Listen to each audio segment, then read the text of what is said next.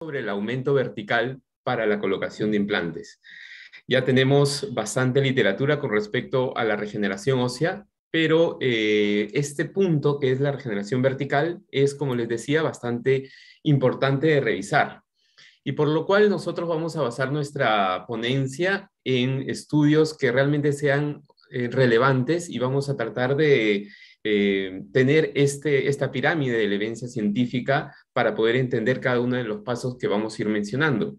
No quiero comenzar sin revisar precisamente este importante cuadro donde estamos mencionando que hay una evidencia que una es incluso más fuerte que la otra, y que nosotros tenemos que tratar de ver en cada uno de nuestros pasos clínicos cuál es el artículo científico, cuál es la evidencia científica que más apoya nuestro trabajo clínico.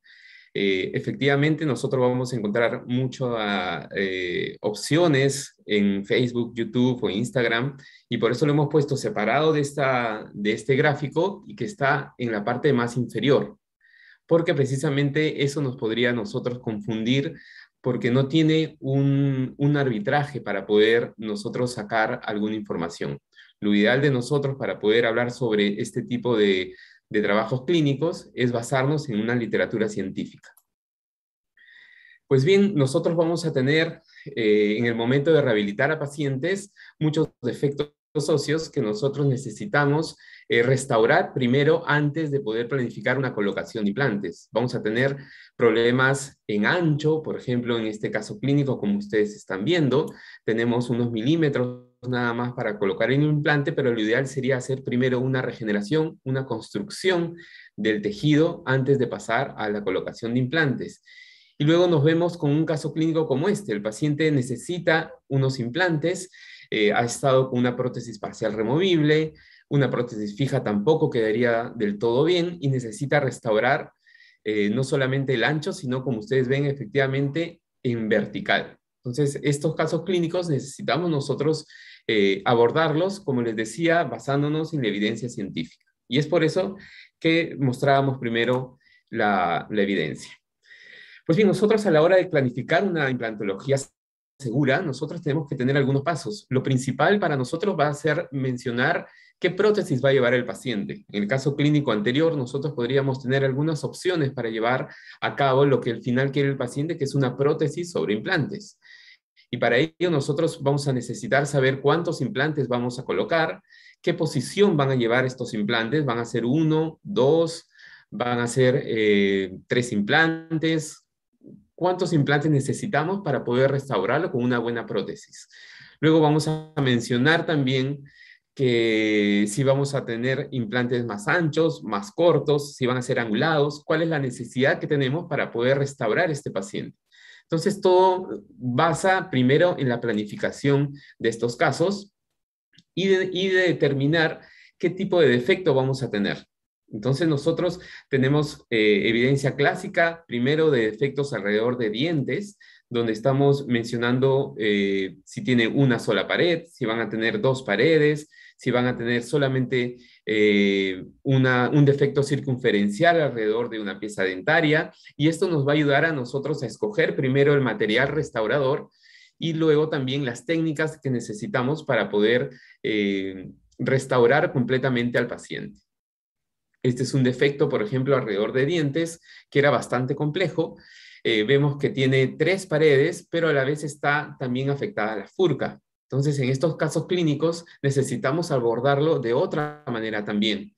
Pero esto, como les decía, es alrededor de dientes, ¿no? Tenemos también una regeneración que se puede hacer en el momento de la furca para restaurar estos pacientes, incluso en este caso, por ejemplo, con un injerto autólogo. En algunos casos no está afectada la furca, cosa rara como están ustedes viendo acá, tenía más bien los defectos en mesial y en distal, pero siempre se trata de restaurar al paciente completamente. Sin embargo, tenemos también, ya pasando a lo que viene a ser nuestro tema, tenemos una clasificación de defectos en horizontal y defectos en vertical en pacientes sedéntulos, que es lo que estábamos nosotros abordando desde el principio. Nosotros necesitamos tener primero una clasificación para poder tener un diagnóstico del paciente y de acuerdo a eso nosotros poder implementar alguna terapia restaurativa, regenerativa, y al final el paciente pueda tener su rehabilitación sobre implantes. Seiber nos hablaba de algunos defectos en clase 1, en clase 2 o en clase 3. Estos de acuerdo a clase 1 si era solamente una pérdida bucolingual, en la clase 2 si era una pérdida ápico-coronal, o en el caso 3 si eran defectos combinados, es decir, si no teníamos o si habíamos perdido en ancho o en altura. De alguna manera, Seiber nos ha venido guiando con esta clasificación que hasta el día de hoy se puede utilizar también. En el otro caso también teníamos la clasificación de Allen, que también nos hablaba y ya un poquito más con respecto a milímetros. Es decir, Allen nos hablaba que era una restauración severa si teníamos una pérdida mayor a 6 milímetros, era media si era entre 3 a 6 milímetros, y era realmente algo mucho más sencillo si solamente teníamos que restaurar o regenerar 3 milímetros. La clasificación de Allen con respecto a los rebordes edéntulos nos van a servir también para los materiales. Probablemente una pérdida ósea vestíbulo palatina, que sean solamente 3 milímetros, podríamos colocar el implante inmediatamente y hacer la regeneración en ese mismo momento. Pero si tenemos una pérdida ósea severa que vendría a ser mayor a 6 milímetros, según la clasificación de Allen, tendríamos que hacer primero una regeneración para el paciente y posteriormente la colocación de los implantes y la planificación, obviamente, protésica que necesita el paciente.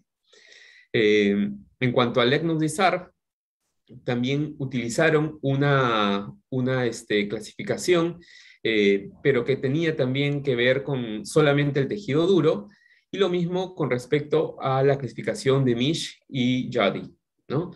La clasificación que actualmente usamos nosotros en la clínica y que la mayoría de los odontólogos periodoncistas utiliza es la clasificación de Lang, que es de Homelite One, perdón, que es la que está presentada a la derecha de su pantalla, donde nosotros tenemos una pérdida horizontal, tenemos también una pérdida vertical, y en una clasificación tercera tenemos ambas pérdidas, el horizontal y el vertical, donde se está tomando también milímetros para poder guiarnos nosotros de acuerdo a lo que podríamos hacer. Como les decía, una pérdida severa vendría a ser de 7 milímetros a más, una pérdida media entre 4 a 6 y una pérdida ligera van a ser solamente 3 milímetros, ¿no? A menos de 3 milímetros. Entonces, como les decía, y este ya es un artículo del 2002 del grupo de Michigan, tenemos este tipo de clasificación y de acuerdo a eso nosotros algunas terapias que podríamos tratar de implementar a la hora de poder planificar unos implantes, ¿no? ¿Y cómo es que se viene todo este trabajo con respecto a la regeneración vertical? Pues uno de los primeros artículos que se mostraron es el artículo del grupo de Italia. Los italianos comenzaron a hacer regeneraciones verticales y uno de los más importantes ha sido Carlo Tinti, con este artículo clásico donde mencionaba cuál podría ser el límite de la regeneración vertical.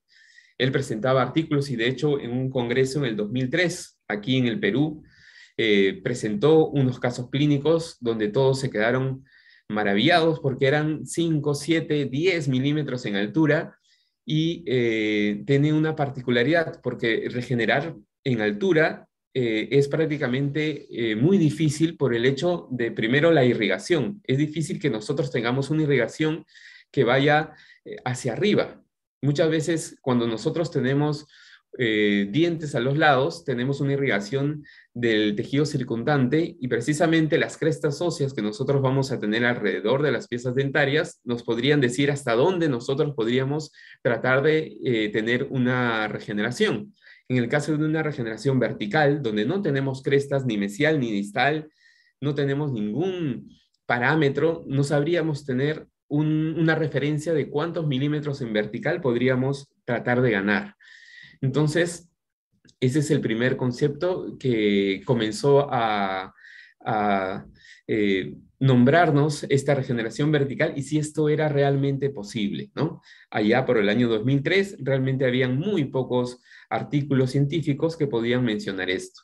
Y este artículo era solamente casos clínicos. Entonces, en este caso, nosotros podríamos tener algunas dudas con respecto a si realmente es la mano del artista, como llamábamos en ese momento, a Carlo Tinti, o es que esto podría ser reproducible en las manos de cualquier periodoncista entrenado, ¿no? Otra pregunta importantísima que nosotros tenemos y que tratamos de mostrar siempre en regeneración ósea es la histología que nosotros podamos tener, porque podemos ver alguna regeneración que pareciera hueso, pero necesitamos comprobarlo. Entonces, para nosotros comprobar dentro del método científico, una de las opciones es la histología. Y precisamente este caso clínico llevaba también una histología. Entonces, eso nos abordaba un poco a tratar de realmente saber si era hueso lo que se había regenerado o no era una estructura ósea lo que se había regenerado. Posteriormente a esta, tuvimos otro artículo importante, en este caso Massimo Simeon, con el doctor Adriano Piatelli. Adriano Piatelli es uno de los doctores odontólogos que más ha publicado en histología. De hecho, tiene uno de los índices H más altos en la odontología, dentro de todas las ramas de la odontología. El índice H es un índice que nos indica cuántas publicaciones tiene un autor y cuántas veces estas publicaciones han sido referenciadas. Entonces, realmente puede medir el impacto de la ciencia de este doctor, ¿no? Este artículo fue además seguido del artículo de Carlo Tinti y seguía en el grupo de los italianos, ¿no? En este caso, Massimo Simeon también hacía regeneraciones verticales, en este caso colocando implantes y a la vez haciendo la regeneración vertical, y todos mencionaban sobre varias dudas con respecto a estas técnicas, ¿no? Y además, si es que realmente esto se podía reproducir, como les decía, en otros países también, ¿no? No solamente sacó un artículo con respecto a esto, sino muchos más. El doctor Massimo Simeon comenzó a trabajar también con Sacha Jovanovic, Antonio Ascarano, y ellos comenzaron también a hacer trabajos en regeneración vertical, pero no se veía una técnica específica que nosotros podamos decir, esta es realmente la que funciona y no solamente en las manos de algunos doctores, sino que esto podría ser más predecible. Y es ahí donde algunos dicen, realmente esto se puede hacer, mejor colocamos implantes cortos, coronas largas, o de repente no es una opción de colocar implantes. Se puede hacer una regeneración vertical reproducible, real, o solamente es casos aislados. Hasta el momento, hasta esos momentos, era solamente casos aislados de algunos doctores que mencionaban una serie de casos, que podían trabajar con algunos materiales. En estos casos eran muchos injertos autólogos y también injertos que eran mezclados con senoinjertos, ¿no? La única membrana que comenzaba a trabajar era la no reabsorbible con un refuerzo de titanio, pero lo vamos a ver también más adelante. Pues bien, eh, tomaron además algo importante porque pudieron hacer unas histologías con respecto a los implantes colocados en estos huesos regenerados verticalmente.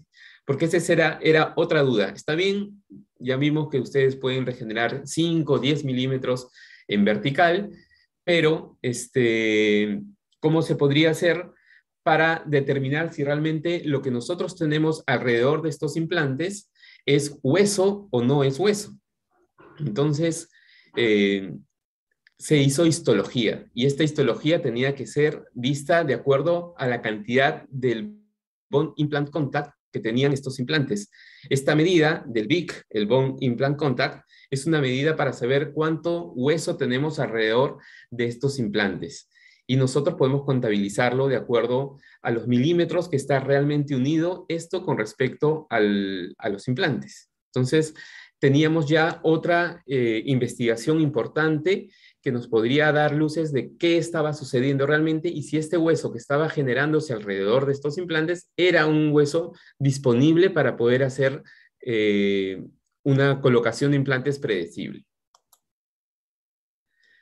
Pues bien, dentro de estos trabajos hicieron algunas publicaciones en regeneración vertical con respecto a algunos protocolos que ya estaban indicando, y uno de los cuales mencionaban, y que es de manera muy importante, es el trabajo del tejido blando. Porque si bien algunos doctores querían comenzar a intentar hacer esta regeneración y que no solamente el grupo de los europeos, en este caso los italianos, estaban trabajando con esto, sino que también se podía reproducir. Entonces, habían tres aspectos importantes. Uno de ellos es el manejo del colgajo, el diseño del colgajo que nosotros vamos a tener para hacer una regeneración vertical. Siempre llevando dos dientes mesial, dos dientes a distal, para poder ampliar el colgajo. No podían ser colgajos muy pequeños, tenían que ser colgajos amplios, y si es una zona de déntula posterior, donde no teníamos piezas dentarias, pues teníamos que irnos bastante más atrás de donde vendría a estar la tercera molar. Es decir, el primer técnica para poder emplear es el diseño del colgajo. Y estos colgajos deberían ser amplios. Otra parte importante que comentaron con respecto a la regeneración vertical, los doctores Carlo Tinti y Stefano Parma Benfenati, en el artículo que ustedes están viendo, era el decolado de estos tejidos. Porque si bien nosotros podríamos poner mucho hueso alrededor para ganar 5 o 10 milímetros en altura, después cómo lo cerraba, ¿no? Cómo podían hacer un cierre primario de esta herida. Entonces, la técnica comenzó a variar con respecto a cómo manejar el tejido blando. Y en este caso mencionaron algunas técnicas sobre el decolado en 2 capas para poder tratar de tener más tela, se podría decir, para poder cerrar bien esta herida. Y un paso fundamental, y creo que es realmente el paso más importante en la regeneración vertical, es las técnicas de sutura. Y estas técnicas de sutura no han variado y son las mismas que estamos utilizando también hasta el día de hoy, que son las dobles suturas. Como ustedes ven en el dibujo inferior, nosotros tenemos ahí una sutura horizontal, un colchonero horizontal, y posteriormente a este colchonero horizontal, un punto simple en cada una de ellas. Es decir, que tenemos doble sutura horizontal y puntos simples por encima de ellas. Luego también se ha variado con respecto a algunas técnicas alrededor de esto. Tenemos colchoneros horizontales modificados que lo vamos a enseñar más adelante también. Y ahora ya comenzamos a ver la cosa de una manera distinta. Tenemos aquí ya una evaluación retrospectiva, y en este caso del doctor Massimo Simeon y Carlo Tinti, las dos personas que más habían publicado con respecto a este tema. Y efectivamente comenzaron a ver ya en un trabajo de larga data, ya de algunos años atrás, cómo es que había sido esta colocación de implantes en 1 a 5 años. Es decir, una de las dudas que nosotros teníamos con respecto a la regeneración vertical es que si esto se puede mantener en el tiempo. Es decir, sale bien para la foto, pero de repente pongo el implante y hay mayor pérdida ósea o no lo hay, ¿no? Y este artículo apoyaba efectivamente la baja pérdida ósea que hay alrededor de estos implantes. Y lo predecible que podría ser esto con respecto a la longevidad del uso de este tratamiento, ¿no? Pero esto tiene algunos puntos importantes que lo vamos a trabajar también más adelante, ¿no? Entonces, dentro de la técnica, algo que es fundamental y que está dentro de los artículos que hemos estado mencionando es la forma en que nosotros deberíamos decolar la línea del miloideo. Porque en el caso del desprender las fibras del músculo miloideo, nosotros vamos a tener la posibilidad de realmente tener mucha tela para poder cerrar. Y creo que esto es fundamental, que nosotros tengamos un entrenamiento.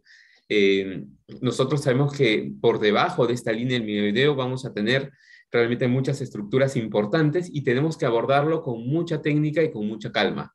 En todas las terapias hay una curva de aprendizaje Y creo que es importante tener esta curva de aprendizaje precisamente en esta técnica, dentro del decolado de la línea mucogingival y las fibras que se van adhiriendo ahí. Nosotros cada vez que decolemos esto vamos a darnos cuenta y vamos a saber que hay distintas formas de hacerlo. Y vamos a ir una por una. Creo que hay alguna pregunta. Disculpen.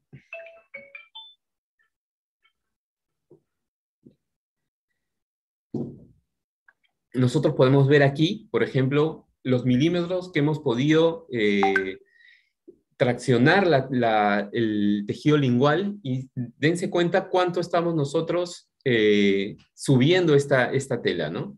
Están los 15 milímetros estos de acá y nosotros hasta podríamos cubrir la premolar que ustedes ven acá. Creo que están escribiendo algunas preguntas.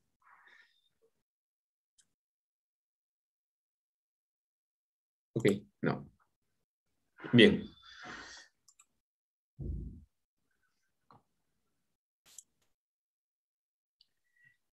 Dense cuenta cómo se ha decolado y cómo se ha separado este tejido, ¿no? Hemos puesto unas líneas punteadas ahí para que se den cuenta la diferencia entre la parte donde no se decoló, o mejor dicho, solamente se separó el tejido, y en la otra donde realmente hemos roto, hemos seccionado las fibras del milioideo para poder separar todo este tejido lingual y poder cerrar nuestras regeneraciones sin ningún problema, ¿no? Una de esas es la técnica de poder buscar más o menos la inserción principal. Y esta inserción principal está a la altura de la primera y la segunda molar inferior. Ustedes hacen su incisión en la zona crestal.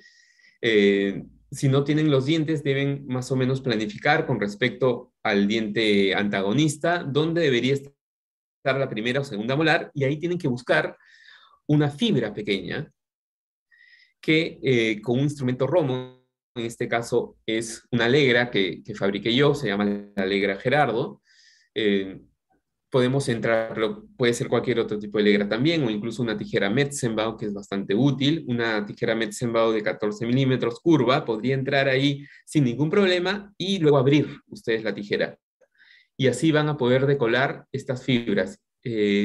No siempre se ven tan nítidas como en esta fotografía, que lo tomamos ya hace algunos años, pero sí es importante poder encontrarla. Y esta es una de las técnicas que utilizamos cuando hacemos la regeneración vertical en la parte inferior. Encontrar la fibra principal.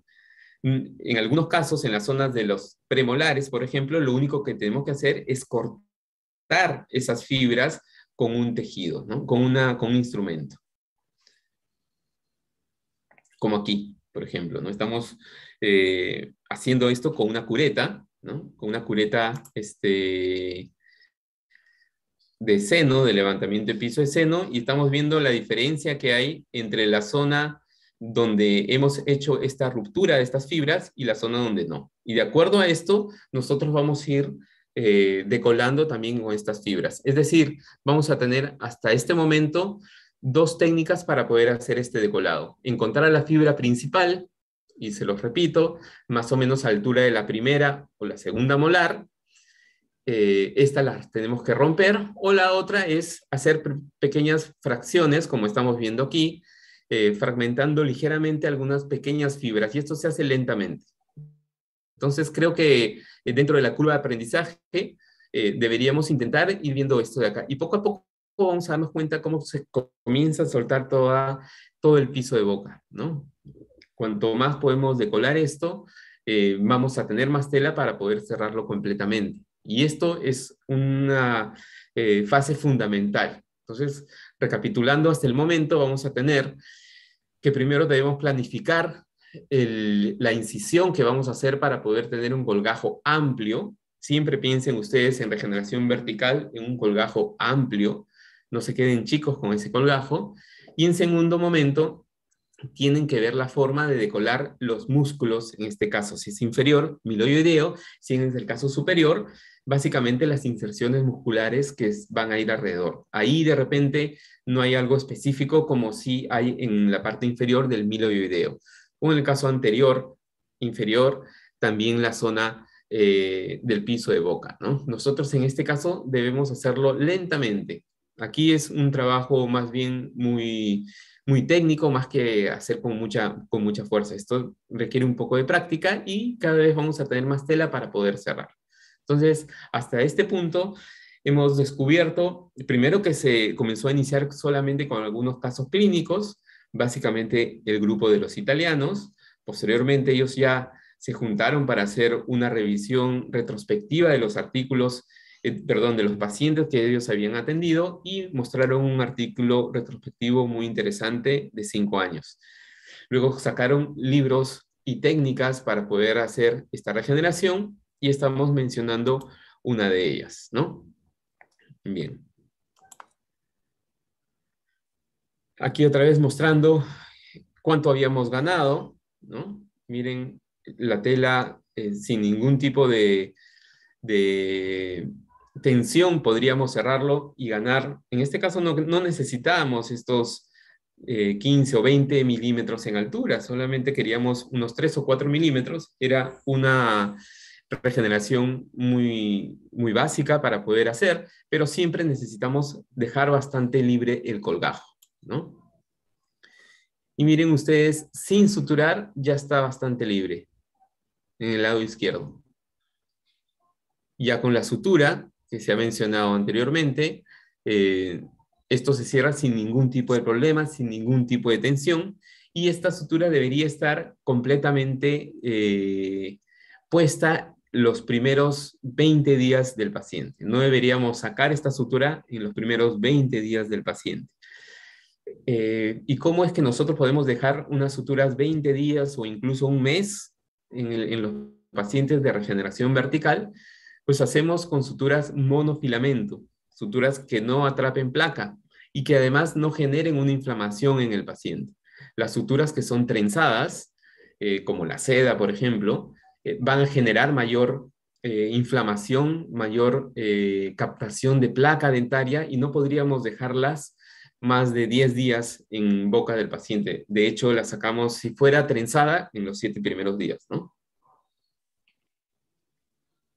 Pero para este caso clínico, para estos casos clínicos de regeneración vertical, necesitamos tener suturas que sean monofilamento y que no generen inflamación al paciente. Es decir, por ejemplo, el nylon. Cuando son suturas reabsorbibles, estas suturas necesitan ser reabsorbidas por el cuerpo y generan una inflamación para poder reabsorberlas. Necesitamos añadirle al paciente un proceso de enzimático para que realmente estas suturas se reabsorban. Y eso es lo que no queremos en estos casos, ¿no? Ya por sí la técnica, el decolado y la regeneración va a generar una inflamación. Entonces, lo recomendable en estos casos son técnicas, eh, perdón, es el perrito, son técnicas donde utilicemos suturas no reabsorbibles y monofilamento, ¿no? Aquí está la doble sutura que describió en sus artículos el doctor Carlotti, ¿no? A 5 milímetros del borde, los horizontales y en la parte superior las suturas simples, donde también nosotros vamos a ver técnicas donde podríamos hacer en una sola sutura a ambas, ¿no? Que vamos a mostrar más adelante.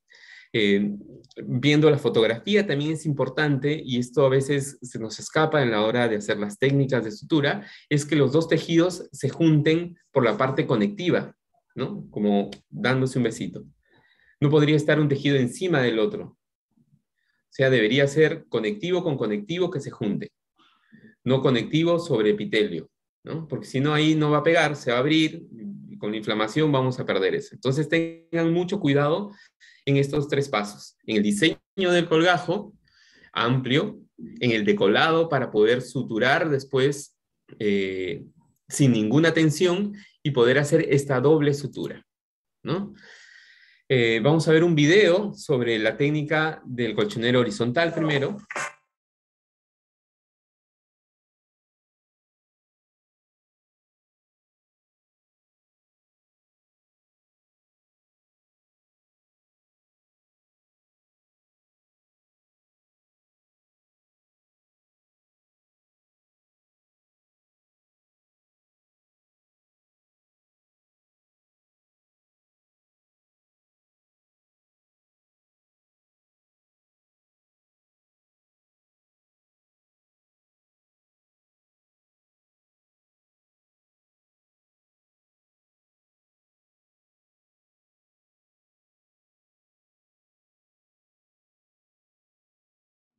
esta técnica del colchonero horizontal lo que hace primero es recibir toda la tensión que va a tener la inflamación, ¿no? Los dos colgajos ahí pegados, pero dejando todavía una parte superior donde vamos a hacer los puntos simples que ustedes ya conocen. Entonces, primero el colgajo, perdón, la sutura colchonero horizontal nos va a soportar a nosotros toda la inflamación del paciente, ¿no? Si en algún caso esto se diera, tenemos esta sutura simple por encima y no se va a abrir. Entonces, los primeros 20 días de estas cirugías son fundamentales para poder eh, tener éxito, perdón, tener éxito en estas cirugías. Tenemos además algunas técnicas que podríamos utilizar también, que es una sutura de Gottlob, en algunos casos también la llaman de Lars Laurel, y que se hace en una sola estas dos técnicas, es decir, en una sola sutura tenemos el colchonero horizontal y el simple por encima. Vamos a verla también en otro video.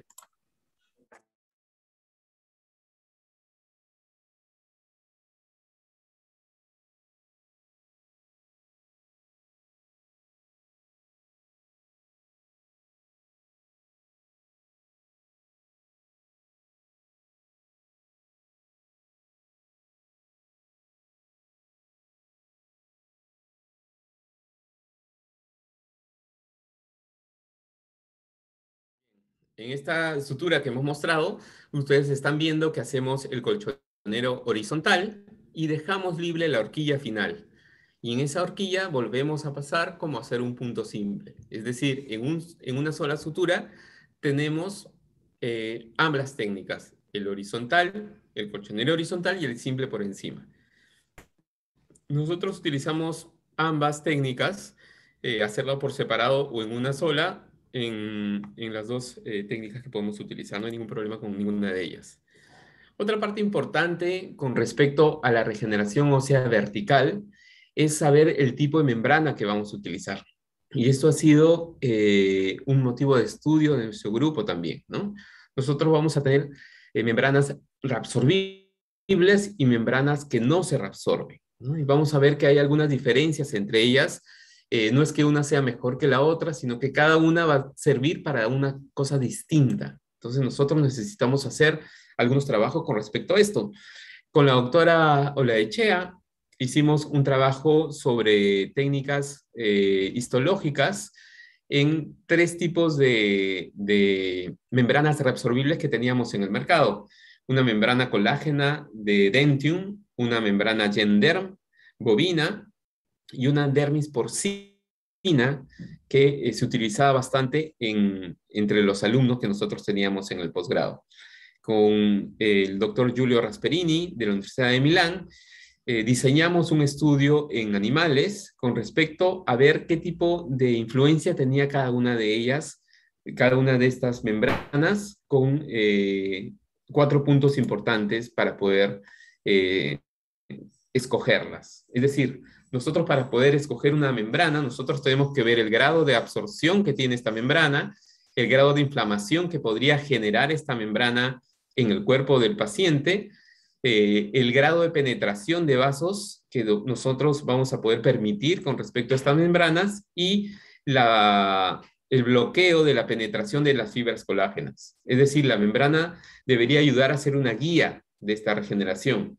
Entonces tendría que reabsorberse en algún tiempo, no muy rápido, para poder darle precisamente esta regeneración. Debería evitar la inflamación, debería ser una membrana que no genere inflamación, o muy pocas. Debería ayudar a permitir la penetración de vasos para que pueda irrigarse el injerto que está por debajo de esta membrana, pero también debería ser oclusiva para que no penetren fibras colágenas, ¿no? Por lo menos en los primeros días que estamos regenerando. Entonces, estos puntos son importantes. Pongo este artículo porque precisamente me da pie a hablar de estos 4 parámetros que nosotros tenemos para escoger alguna de las membranas. Y no significa que una sea peor que la otra o mejor que la otra, sino que cada una, como les repito, vamos a poder utilizarla en algún caso clínico específico. Y de acuerdo a esto, vamos a ver que la membrana que se reabsorbió más rápidamente fue la membrana de colágena bovina, que era de origen brasilero, que más o menos a los 90 días teníamos ya una reabsorción de más del 65%. Es decir, prácticamente ya no se podía ver en los cortes histológicos este tipo de membrana. Sin embargo, la colágena de la marca Dentium todavía estaba a los 90 días, ¿no? Todavía tenía por lo menos un 35 a 65% de degradación, ¿no? Eh, en cuanto a la penetración de vasos, pues fue algo muy parecido, ¿no? Prácticamente todas las membranas lograban hacer esta penetración de los vasos. Es decir, en los primeros 15 días, las más oclusivas era la dermis porcina, que no dejó penetrar mucho, hasta que se reabsorbió más y ya en el día 60 o el día 90 podríamos tener una mayor inclusión de esta penetración de vasos. Y parte importantísima, porque si no tenemos esta irrigación, va a ser complicada la regeneración, ¿no? Entonces, este punto era importante tener en cuenta también, ¿no? En cuanto a la penetración de fibras colágenas, como les dije al principio, en este caso necesitamos que no estén penetradas las fibras colágenas. Necesitamos que haya una barrera, por lo menos los primeros días. Y esto es lo que sucedió en alguna de ellas, ¿no? Eh, la membrana bovina de la marca Dentium en los primeros 15 días no penetró nada, no teníamos penetración de fibras colágenas y fue oclusiva prácticamente igual en los 30, 60 y 90 días, ¿no? El, la membrana Genderm bovina a los 15 días tenía una moderada ya penetración de vasos y eso fue aumentando, ¿no? Con los días.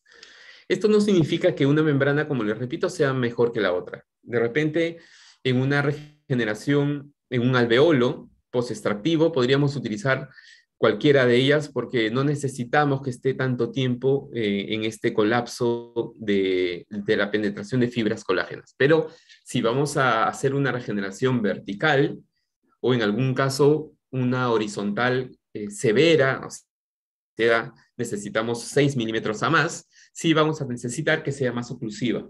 Y eso vamos a escoger de acuerdo al caso clínico que nosotros vamos a ver. Y con respecto a la inflamación, eh, era predecible que la dermis porcina, al ser una dermis y el estar trabajando en modelo animal, iba a ser la que menos inflamación iba a generar, ¿no? Las otras dos fibras colágenas bovinas de distintas marcas generaron un poquito más de inflamación. Sin embargo, esta inflamación fue bajando con el transcurso de los días con respecto a las tres membranas, ¿no? Entonces, estos puntos son fundamentales para poder entender. Y lo bueno es que generamos un artículo científico con respecto a este tema, ¿no? Vamos a ver que nosotros tenemos también ya en la pirámide, recuerdan que les presenté primero el pirámide de la evidencia científica. Nosotros vamos a tener en este artículo de revisión de literatura, que además tuvo una revisión sistemática y un metaanálisis. Aprovecho para decir que el metaanálisis es la estadística que se hace en una revisión sistemática. No es lo mismo, hay algunas revisiones sistemáticas que no llegan a tener un metaanálisis, y esto es solamente la parte de la análisis estadístico, ¿no? Bueno, en este caso se hicieron dos tipos de análisis de membranas, las reabsorbibles, las no reabsorbibles. Dentro de las reabsorbibles, las cross-linked, por ejemplo, que son membranas que tienen un tratamiento de la superficie específica para que éstas no generen mucha inflamación y que además tengan un tiempo más prolongado de presencia en estos organismos, ¿no? Eh, tenemos varias marcas, tenemos varios orígenes, y este artículo se los recomiendo para que puedan ustedes revisar el tipo de membrana que podrían utilizar de acuerdo al defecto que han estado haciendo, ¿no? En esta revisión tenemos los autores a la izquierda, el tipo de defecto, así que podríamos ver qué utilizaron en un defecto horizontal, qué utilizaron en un defecto vertical, qué tipo de membrana era la cross-linked, qué utilizaron en el momento de hacer los injertos, si hubo o no decorticalización, si se fijó la membrana, etcétera, ¿no? Puede ser bastante útil este artículo también. En este caso, también tenemos un trabajo de Barry Barty, del grupo de Texas, con la utilización de la membrana de politetrafluoroetileno expandido. Y esta es una membrana prácticamente nueva. Nosotros ya teníamos las membranas de politetrafluoroetileno denso, y también está la de expandido, ¿no? Y de acuerdo a esto, nosotros vamos a poder escoger de acuerdo al caso clínico que nosotros necesitemos, ¿no?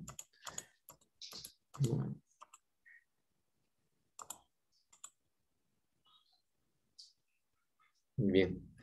Con respecto a esta literatura, high density, de las membranas de fluoretileno de alta densidad, este grupo es el grupo de España, de Catalán, de Barcelona, donde hicieron una revisión de la literatura con respecto a esta membrana y su utilidad con la regeneración vertical, la regeneración horizontal.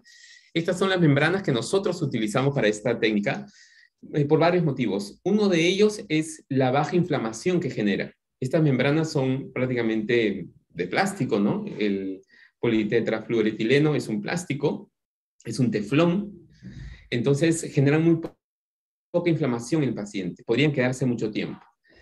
Segundo, que son moldeables, son duras, porque estas membranas tienen un refuerzo de una malla de titanio en el medio, y además son muy amigables con el tejido blando. Entonces, preferimos utilizar estas membranas densas, ¿no? High density. Acá la comercializa la marca By Horizon, pero también las podrían utilizar de una marca brasilera que no recuerdo ahorita, pero sé que hay una membrana brasilera también. Nosotros utilizamos en el grupo de investigación las de By Horizon, ¿no?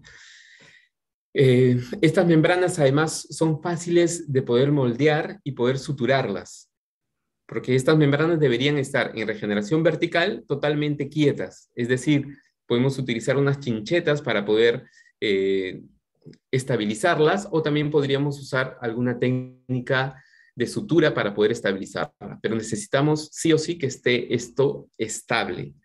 Y que además, les decía, lo que no genera inflamación es porque estas membranas debajo del tejido blando deberían quedarse por lo menos unas 7 meses a 9 meses. Esto es largo porque, como les expliqué al principio, la regeneración vertical carece de tejido sanguíneo, ¿no? Nosotros no vamos a poder tener una irrigación buena en este tejido, ¿no? Porque es hacia arriba, entonces es muy pobre la irrigación y esto demora. Si nosotros tuviéramos mayor irrigación y esta biología en regeneración vertical podría ser más rápida, de repente podríamos quitar estas membranas más tiempo, pero no. Nosotros que hacemos una regeneración vertical, tendríamos que esperar este tiempo, lo que les estaba diciendo, ¿no?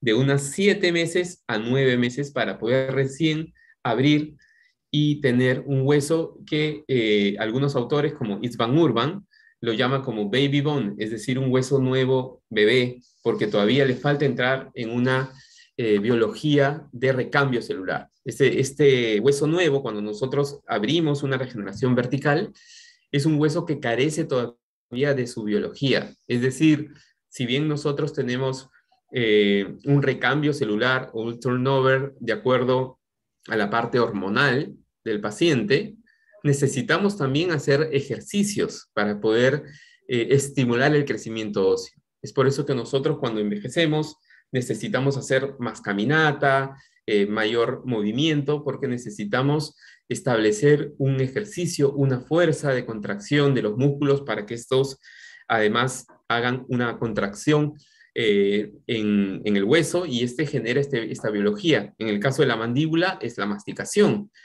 Y nosotros colocando implantes y dándole masticación al paciente, vamos a generar estas fuerzas que hacen el segundo paso de la regeneración, que es decir, ya el cambio celular.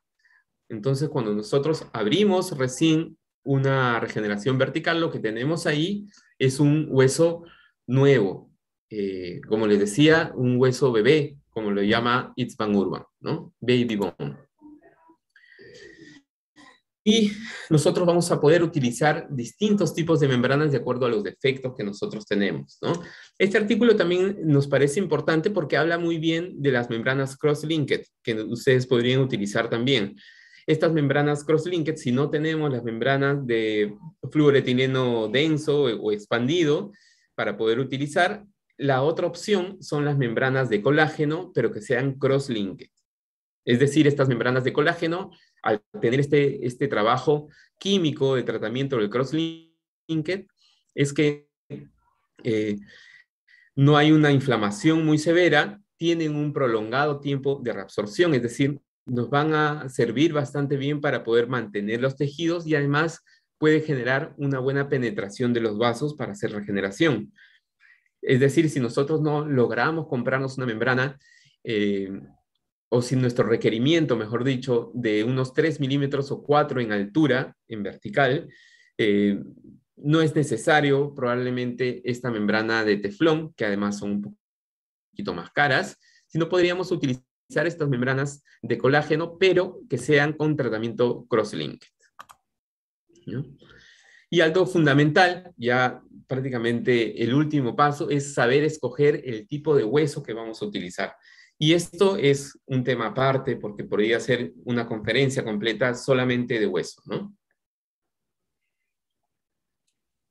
Pero vamos a ver que nosotros utilizamos no una clasificación convencional. Esta clasificación es de nuestro amigo Maurice Lama, de Estados Unidos, donde ellos hacen una clasificación clínica. Es decir, si bien nosotros podemos clasificar el tipo de hueso de acuerdo a su origen, si es un hueso seno injerto, autólogo, etcétera, eso no nos sirve mucha información de acuerdo a la parte clínica que nosotros necesitamos tener. Entonces vamos a ver que existe una clasificación de tejido óseo de low turnover o bajo cambio celular o high turnover o alto cambio celular.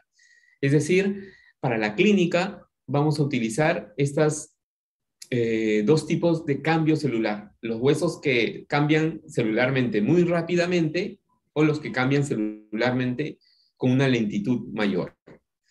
Y de acuerdo a lo que nosotros requerimos, vamos a utilizar una u otra. Es decir, por ejemplo, ¿cuáles son los tejidos óseos que tienen un bajo turnover o un cambio celular muy lento? Son los aloinjertos de cortical, los senoinjertos o algunos huesos sintéticos, ¿no? Estos huesos necesitamos nosotros para zonas donde van a demorarse, es decir, los levantamientos de piso de seno, por ejemplo, que también vamos a necesitar que estén dentro de este tejido 6, 7 meses, necesitamos que este hueso esté ahí por 7 meses haciendo esta transformación, este cambio celular. ¿Qué pasaba cuando al principio, yo tengo casi de implantólogo 20 años, desde el año 2000 que vengo colocando implantes, es un poquito más de 20, pero al principio cuando hacíamos levantamiento de piso de seno decíamos el mejor hueso es el autólogo, así que vamos a hacer otra zona quirúrgica, sacar hueso autólogo y ponerlo en el seno. Y a los 5 meses había la mitad, o sea, se había reabsorbido la mitad. ¿Y qué nos mencionaba esto? ¿Que el hueso autólogo no sirve? No, esa no es la respuesta, sino que el hueso autólogo tiene mucha compatibilidad con el paciente, obviamente su hueso, entonces va a tener un cambio celular mucho mayor. Para esta zona donde necesito que quede más tiempo, no nos sirve mucho este hueso. Entonces, en regeneración vertical, como en levantamiento de piso de seno, no es el hueso que más células, perdón, que no va a aportar mucha estructura, sino nos va a aportar mayor células. Entonces, deberíamos mezclarlo con algo que se quede ahí mucho tiempo. Un seno injerto, por ejemplo, ¿no? El seno injerto sí se va a tener un cambio celular mucho mayor. Puede pasar un año, de repente hacemos histología y vamos a encontrar seno injerto ahí que no se ha reabsorbido, que ha prestado su estructura como una guía para la regeneración, es decir, es un osteoconductor, ¿no? En este caso, necesitamos mayor osteoconducción y que permita la osteoinducción. En otros términos, en regeneración vertical, como en levantamiento de piso de seno, necesitamos mayor cantidad de osteoconductores que den una estructura para que el hueso nativo del paciente se transforme en hueso propio del paciente y tenga una biología lenta. En algunos otros casos no necesitamos eso, ¿no? En el caso, por ejemplo, de regeneración alrededor de implantes, en el momento de colocar el implante, como les decía, en la clasificación de Allen, por ejemplo, 3 milímetros de diferencia, podríamos colocar el implante y poner hueso alrededor. Y que este hueso se transforme rápidamente. Ahí no necesitamos mayor estructura. Ahí necesitamos, por ejemplo, hueso autólogo, que se transforme rápidamente. Necesitamos fosfato cálcico, que se transforme rápidamente, que desaparece rápidamente y que tiene un cambio celular más ágil, más rápido. Entonces, en estas zonas edéntulas, vamos a poder clasificar el hueso que queremos de acuerdo al caso clínico que vamos a utilizar. Entonces, para regeneración vertical, vamos a necesitar sí o sí un osteoconductor que esté en la zona quirúrgica por mucho tiempo. Vamos a utilizar el hueso cortical del paciente, podríamos utilizar hueso cortical o podríamos utilizar un seno injerto. Particularmente, prefiero el seno injerto. Claro, necesitamos que esté mezclado con alguien que nos brinde células del paciente. En ese caso, el hueso autólogo. Entonces, perdón, en regeneración vertical vamos a utilizar dos tipos de injertos. El autólogo, que nos brinde células propias del paciente, y el seno injerto, que nos brinde conducción, osteoconducción. Entonces, estas dos mezclas, o estos dos productos mezclados, van a permitirnos hacer la regeneración.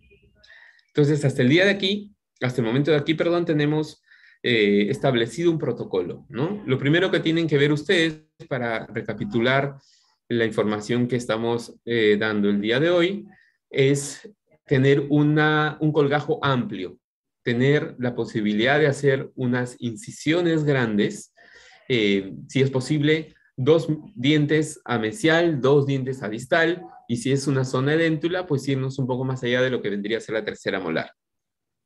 Segundo, necesitamos decolar bastante bien. Necesitamos buscar la línea del milioideo para poder desprenderla y para ello vamos a tener básicamente dos técnicas, ¿no? Este raspado pequeño, rompiendo pequeñas fibrillas, o encontrar la inserción mayor que está, como les indiqué, más o menos a la altura de la primera molar o la segunda molar y romperla. Y cuando rompemos eso, prácticamente el 50% ya está ganado, ¿no? Y en segundo lugar, poder tener un cierre primario donde el conectivo y el conectivo se junten y hacer una doble sutura. Sutura horizontal a 5 milímetros del margen gingival y sutura simple por encima. O si no, hacer la sutura de Lars Laurel o Gottlob. En realidad los dos son los autores, Jan Gottlob y Lars Laurel. Y hacer una sutura de este tipo, ¿no? Donde tienen en una sola maniobra las dos técnicas.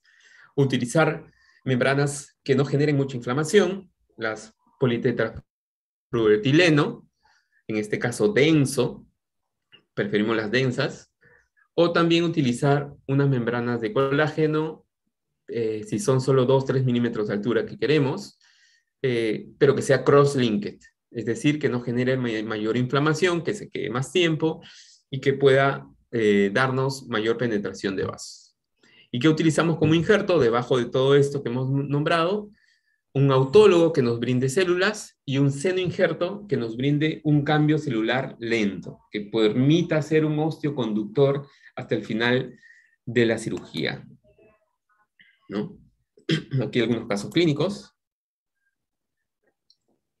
Utilizamos en algunos casos, aunque ahora cada vez menos, los tending screw, que estos eran o son unos tornillos que nos ayudan a hacer una carpa, por eso se llaman tenting, que es como una tienda, ¿no? Una carpa, y que soporte además la masticación durante los 9 meses que va a estar esto ahí sumergido.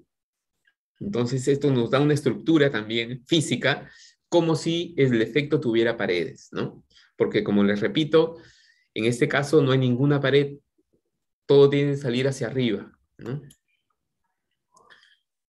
Luego está la membrana, la fijamos con los tornillos y podemos tener de unos 4 milímetros hasta el dentario. Necesitamos 9 milímetros en altura.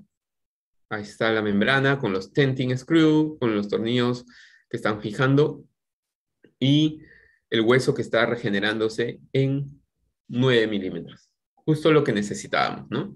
9 en altura, 12 en ancho, ya se puede colocar un implante. La vista lingual después de 9 meses, sin inflamación, se abre el tejido y vamos a encontrar que ahí existe este baby bone. Miren la estructura. Las dos tending screw están cubiertos totalmente, ¿no?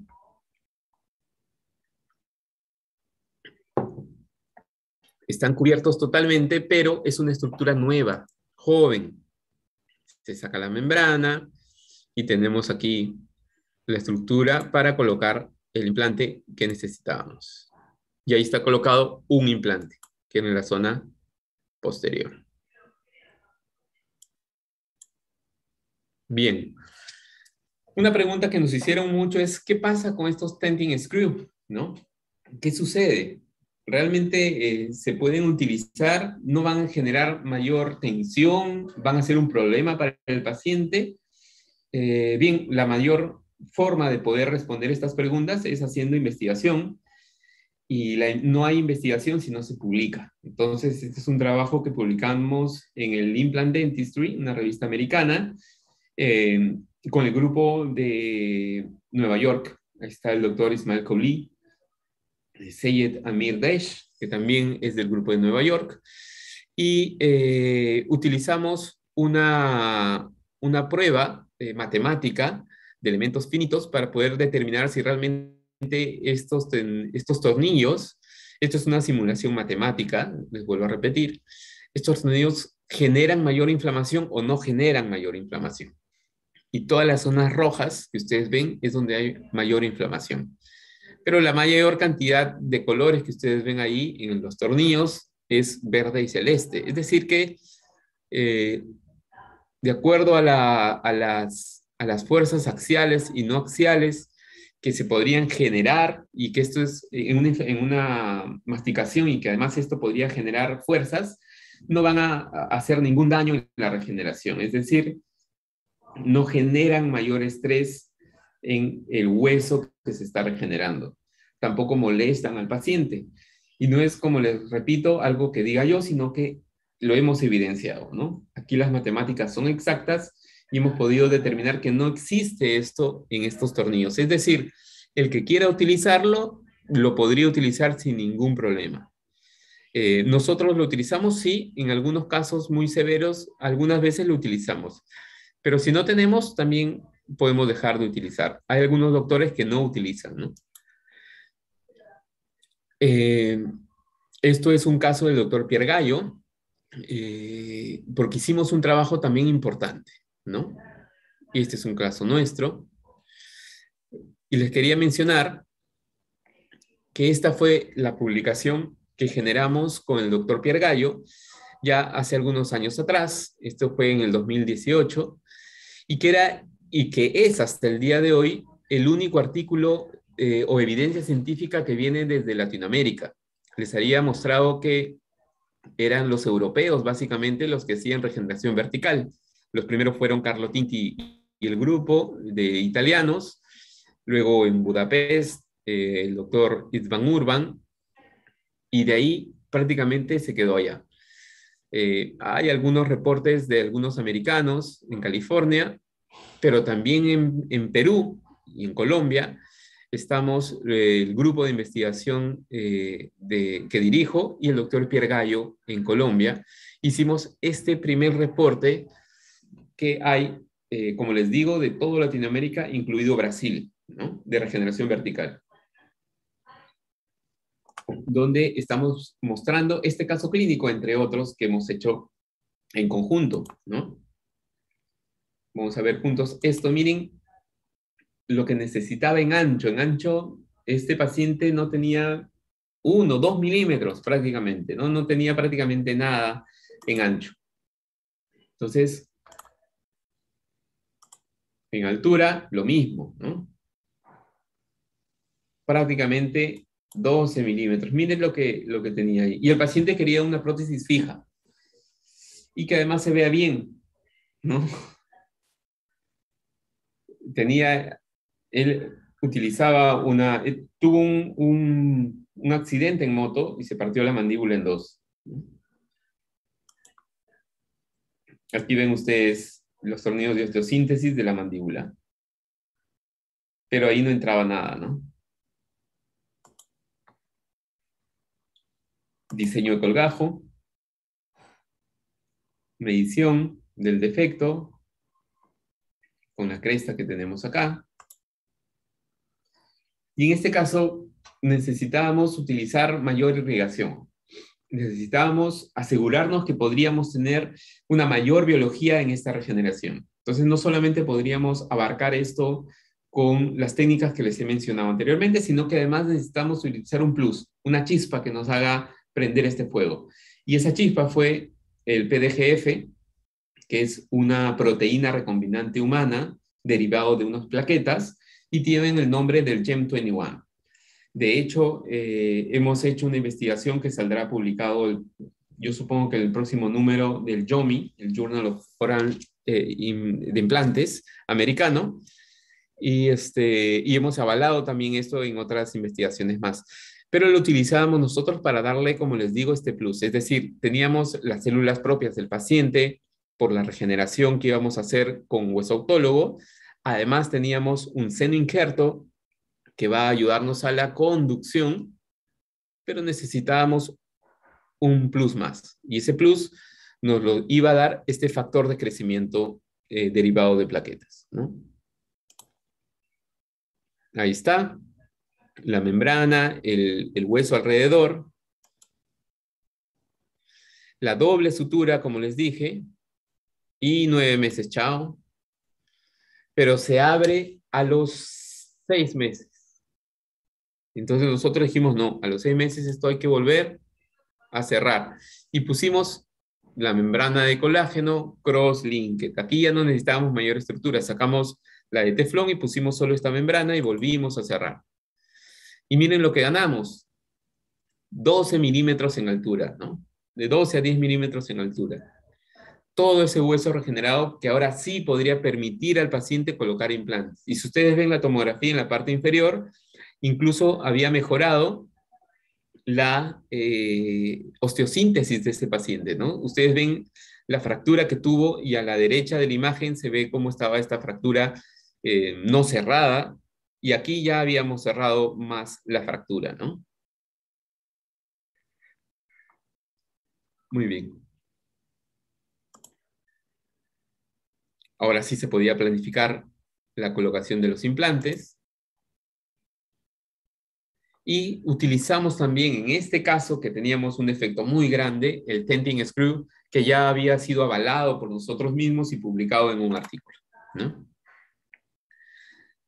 Recuerdan la imagen primera, teníamos unos 2 milímetros y ahora teníamos 8 milímetros en ancho. Entonces ya habíamos ganado 8 milímetros en ancho, 12 milímetros en altura y eso nos permitía colocar 2 implantes Dentium que colocamos con otra membrana para poder reforzar un poco la regeneración y mandar con una provisional para el manejo de tejidos a la parte rehabilitadora. Es decir, este paciente que vino con un defecto gigantesco y que ya le habían dicho que solamente podía tener una prótesis removible, eh, podíamos tener una regeneración y volvimos a leer el artículo. ¿Cuál es el límite de la regeneración vertical? El artículo que nos mencionó al principio Carlo Tinti por el año 2003, más o menos, ¿no?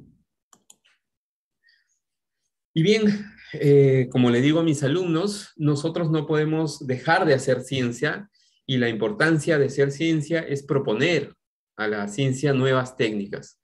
La doctora que me presidió estuvo hablando sobre Pascal Magne, por ejemplo, cómo él puede proponer algunas cosas distintas, y de la misma manera, en otra rama de la odontología, en la periodoncia, nosotros también peruanos proponemos una nueva técnica y hicimos una publicación en esta pandemia sobre una membrana que hemos inventado nosotros, que es esta que ustedes ven ahí, de circonia, ¿no?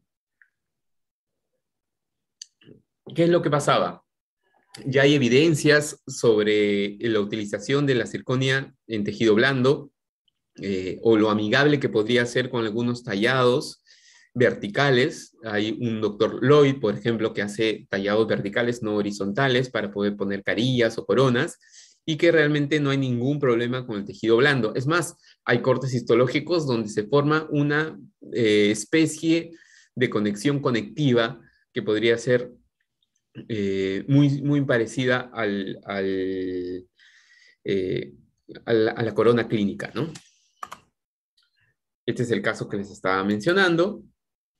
Este es el prototipo de la membrana para regeneración. Nosotros hacemos un escáner, utilizamos el escáner Medit i500. Este escáner nos da una información de STL. Esta información de STL la conjugamos con una tomografía del paciente. Esta tomografía tiene un sistema DICOM y luego en un programa, que hay varios, incluso hay algunos libres, podemos juntar estas dos informaciones, la STL del escáner intraoral del paciente con la tomografía del paciente. Y ahí podemos planificar cuánto necesitamos. A ver, Gerardo necesita 5, 2 de altura, etc. Necesitamos esto y diseñamos una membrana, como ustedes están viendo en la imagen. Esta membrana incluso le hacemos un huequito a cada inferior, por si necesitamos un tornillito. Y luego la mandamos a imprimir, así como podemos imprimir una corona de circonio o podemos imprimir carillas o algo de este material, también podemos imprimir lo que hemos diseñado, que es esta membrana, y que además va a estar 9 meses por debajo, ¿no? Miren cómo hemos decolado. Está puesta la membrana, y esta membrana, que es de circonia, además nos brinda la posibilidad, miren, tenemos 10 milímetros más de tejido que nos sobra. Como les repetí al principio, hasta podríamos esconder esa premolar si quisiéramos, ¿no? Así que esto se sutura sin ninguna tensión, sin ninguna tensión. En este caso, aunque esto carece de evidencia científica, hemos hecho una decorticalización del tejido. No creo que sea necesario siempre, en algunos casos sí lo utilizamos, pero no tenemos una evidencia científica que lo avale realmente, ¿no? Es escasa y no es concluyente todavía con respecto a esto.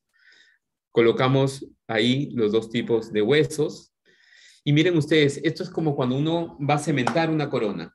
Tienes el producto aquí de la membrana y lo colocas antes. Así que tampoco tenemos problemas para poder llevar a boca el tejido óseo que vamos, o el sustituto óseo que vamos a utilizar.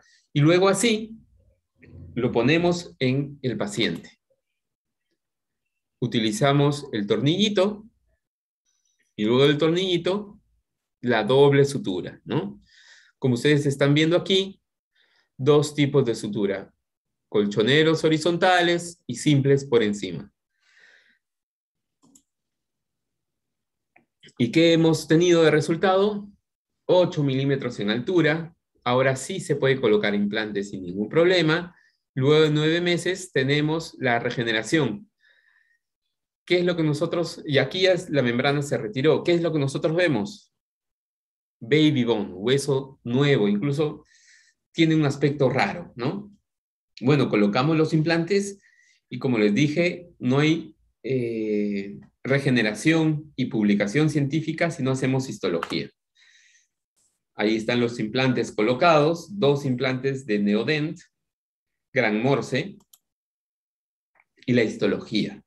Entonces, esta bella histología que nos hizo nuestra amiga y colaboradora en la especialidad, la doctora Alison Olaechea, eh, podíamos mostrar que hay nuevo hueso, que hemos hecho además un estudio de Musashi One, que es una inmunohistoquímica que se hace en algunos casos para ver si tenemos células mesenquimales. Es decir, este proceso que hemos visto como Baby Bone continuará.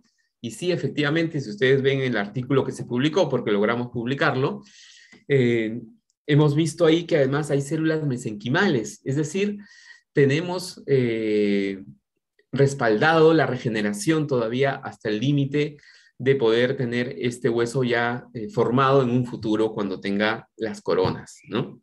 Al principio no teníamos eso porque teníamos solamente el hueso clínico, digamos, la tomografía, pero nos faltaba hacer la histología para poder determinar realmente si lo que teníamos era hueso. Y ahí está la publicación, ¿no? Sonia Arca fue nuestra alumna con la que iniciamos este trabajo. Alison Olaechea y Natividad trabajaron en el laboratorio del doctor Francisco Valle en la Universidad de Granada y bueno, dirigí yo el trabajo desde Perú también, ¿no? Las cirugías las hice yo y nosotros hicimos todo el proceso, ¿no? Lo importante de esto es que además no solamente hicimos la histología, como ustedes han visto, sino le hicimos una inmunohistoquímica. Y esto redondeaba el trabajo para poder determinar que efectivamente nuestra membrana de circonia funcionaba y que era una posibilidad ahora que podíamos diseñar todo con cirugía digital, ¿no? Muy bien.